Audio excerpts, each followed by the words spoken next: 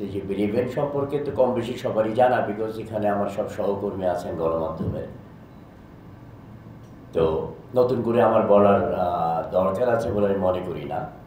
আমি সবার আগেই ধন্যবাদ জানাতে চাই যে সিজেপির যে 25 বছরের পথ চলায়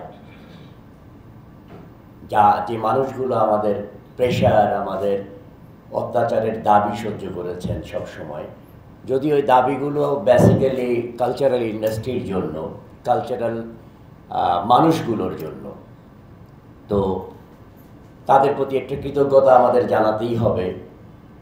তো আমি কৃতজ্ঞতা জানাই আমাদের 21 টেলিভিশনের চেয়ারম্যান, যিনি মাঝখানে ছিলেন না দীর্ঘদিন, কিন্তু তার আগের অনেকগুলো বছর উনি আমাদের সাথে কন্টিনিউ ছিলেন। উনি ফিরে আসছেন, আমরাও আবার ওনার সাথে মাছ করতে শুরু করেছি।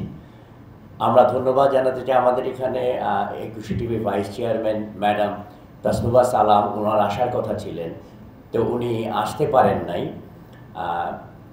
তো ওনার প্রতিও আমাদের কৃতজ্ঞতা। আমরা কৃতজ্ঞতা জানাই আমাদের বড় আপা। সব সময় সিজেপি যদি কোনো কিছুতে আটকে যায়, ফাইন্যান্সিয়ালি হতে পারে, আরও অনেক কিছু, অনেক কমিউনিকেশনের প্রয়োজন হতে পারে, অনেক আপার লেভেলে কিছু কথাবার্তা যখন সিজেপির প্রোগ্রাম হয় তখন কিছু সমস্যাও তৈরি হয়। তো তখন আমরা আপাকে বলি যে আপা এটা ম্যানেজ করে দেন। তো উনি এই অত্যাচার মোটামুটি 25 বছর ধরে নিচ্ছেন, তার প্রতিও আমাদের একটা স্পেশাল মানে কৃতজ্ঞতা আমাদের থাকা উচিত। আমি মনে করি আমাদের মেম্বাররা সেটা জানেন।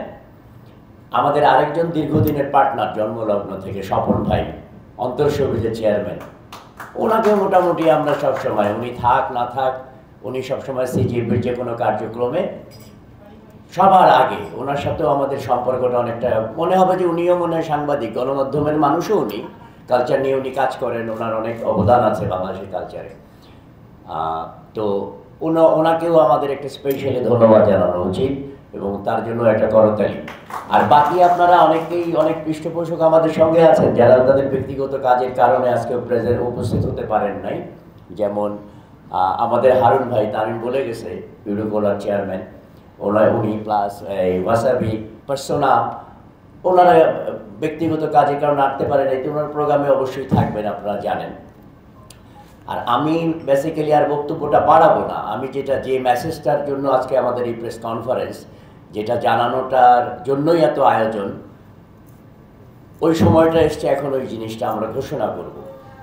1999 সাল থেকে 2024, অলমোস্ট 25 বছর আমরা পার হতে চলেছি। তো আমাদের 24তম যে পারফরমেন্স অ্যাওয়ার্ড, এটা টাইটেল স্পন্সর কিন্তু 21 টেলিভিশন। আপনারা জানেন যে গত বছরও আমরা 2023 সালের যে অ্যাওয়ার্ড হয়েছিল, ওটার টাইটেল ছিল 21 টেলিভিশন।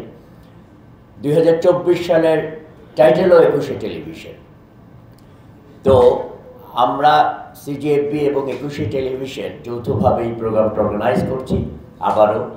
তো আমাদের নেক্সট 24তম অ্যাওয়ার্ডের শিডিউল হলো আগামী 17ই অক্টোবর বাংলাদেশ চীন মৈত্রী সম্মেলন কেন্দ্রে।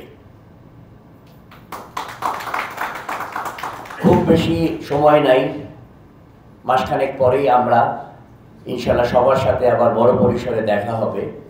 আমরা আয়োজন ওইভাবেই এগিয়ে নিচ্ছি। আশা করি যে সিজিএফবিতে যে বিশেষত্ব থাকে এবং যাদের জন্য থাকে, সেটা আপনারা বরাবরের মতো এবারও দেখতে পাবেন।